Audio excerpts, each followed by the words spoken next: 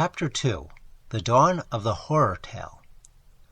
As may naturally be expected of a form so closely connected with primal emotion, the horror tale is as old as human thought and speech themselves. Cosmic terror appears as an ingredient of the earliest folklore of all races, and is crystallized in the most archaic ballads, chronicles, and sacred writings. It was indeed a prominent feature of the elaborate ceremonial magic, with its rituals for the evocation of demons and specters, which flourished from prehistoric times, and which reached its highest development in Egypt and the Semitic nations. Fragments like the Book of Enoch and the Claviculae of Solomon well illustrate the power of the weird over the ancient Eastern mind. And upon such things were based enduring systems and traditions whose echoes extend obscurely even to the present time. Touches of this transcendental fear are seen in classic literature, and there is evidence of its still greater emphasis in a ballad literature which paralleled the classic stream, but vanished for lack of a written medium. The Middle Ages, steeped in fanciful darkness, gave it an enormous impulse toward expression, and East and West alike were busy preserving and amplifying the dark heritage, both of random folklore and of academically formulated magic and Kabbalism which had descended to them. Witch, werewolf, vampire, and ghoul brooded ominously on the lips of bard and grandame, and needed but little encouragement to take the final step across the boundary that divides the chanted tale or song from the formal literary composition. In the Orient, the weird tale tended to assume a gorgeous coloring and sprightliness which almost transmuted it into sheer fantasy.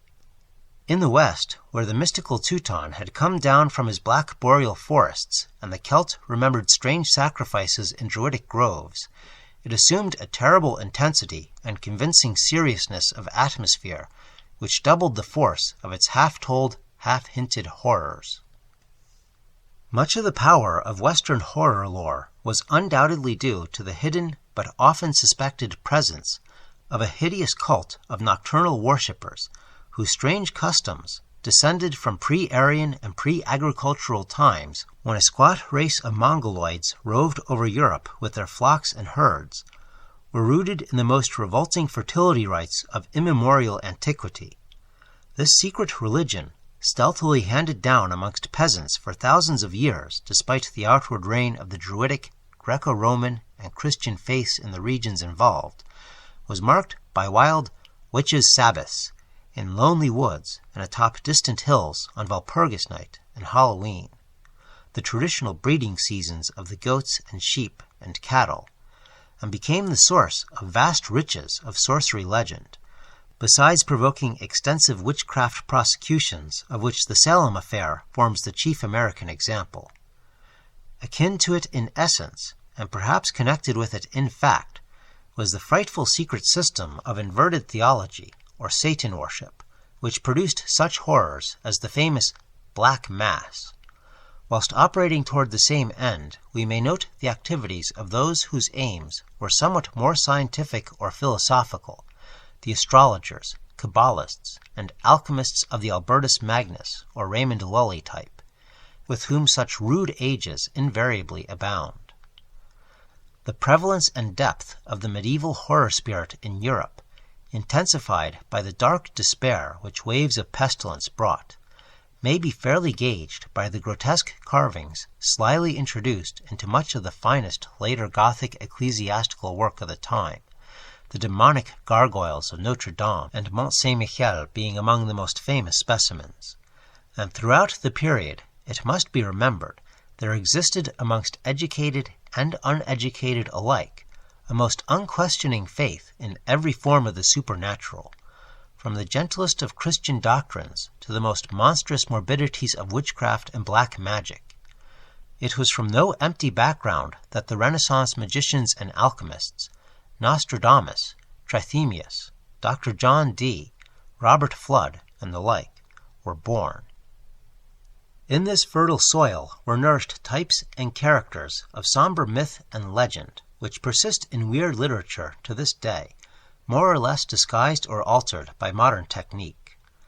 Many of them were taken from the earliest oral sources and form part of mankind's permanent heritage. The shade, which appears and demands the burial of its bones, the demon lover who comes to bear away his still living bride, the death fiend or psychopomp riding the night wind, the man-wolf, the sealed chamber, the deathless sorcerer, all these may be found in that curious body of medieval lore which the late Mr. Baring Gould so effectively assembled in book form. Wherever the mystic northern blood was strongest, the atmosphere of the popular tales became most intense, for in the Latin races there is a touch of basic rationality which denies to even their strangest superstitions many of the overtones of glamour so characteristic of our own forest-born and ice-fostered whisperings. Just as all fiction first found extensive embodiment in poetry, so it is in poetry that we first encounter the permanent entry of the weird into standard literature.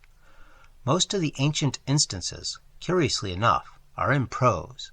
as the werewolf incident in Petronius, the gruesome passages in Apuleius, the brief but celebrated letter of Pliny the Younger to Sura,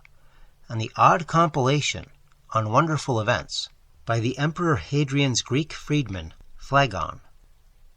It is in Phlegon that we first find that hideous tale of the corpse bride, Philinian Amicates, later related by Proclus and in modern times forming the inspiration of Goethe's Bride of Corinth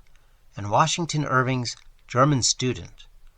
But by the time the old northern myths take literary form, and in that later time when the weird appears as a steady element in the literature of the day, we find it mostly in metrical dress, as indeed we find the greater part of the strictly imaginative writing of the Middle Ages and Renaissance.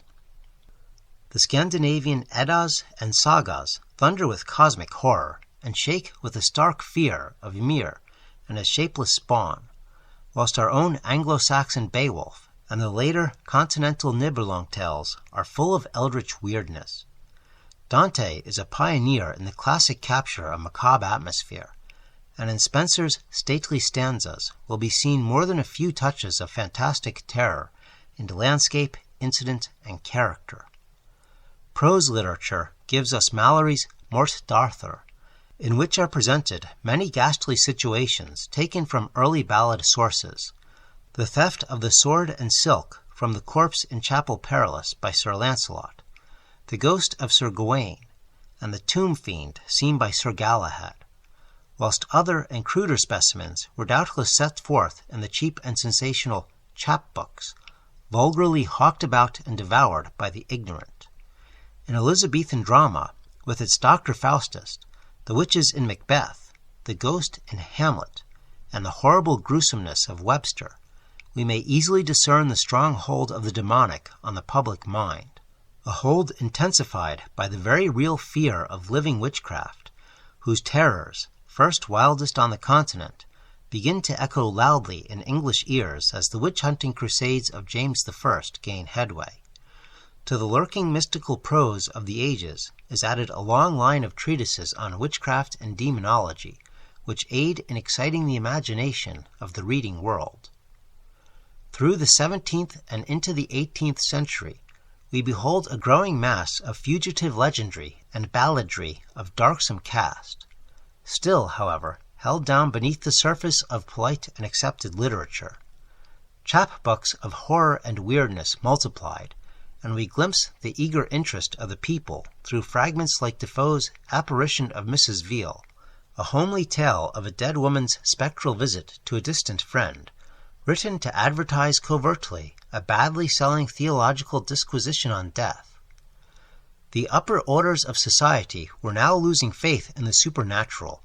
and indulging in a period of classic rationalism. Then, beginning with the translations of Eastern tales in Queen Anne's reign and taking definite form toward the middle of the century, comes the revival of romantic feeling, the era of new joy in nature, and in the radiance of past times, strange scenes, bold deeds, and incredible marvels. We feel it first in the poets, whose utterances take on new qualities of wonder, strangeness, and shuddering. And finally, after the timid appearance of a few weird scenes in the novels of the day, such as Smollett's Adventures of Ferdinand, Count Fathom,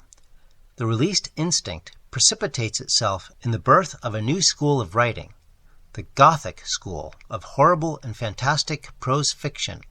long and short, whose literary posterity is destined to become so numerous, and in many cases so resplendent in artistic merit. It is, when one reflects upon it, genuinely remarkable that weird narration as a fixed and academically recognized literary form should have been so late of final birth. The impulse and atmosphere are as old as man, but the typical weird tale of standard literature is a child of the 18th century.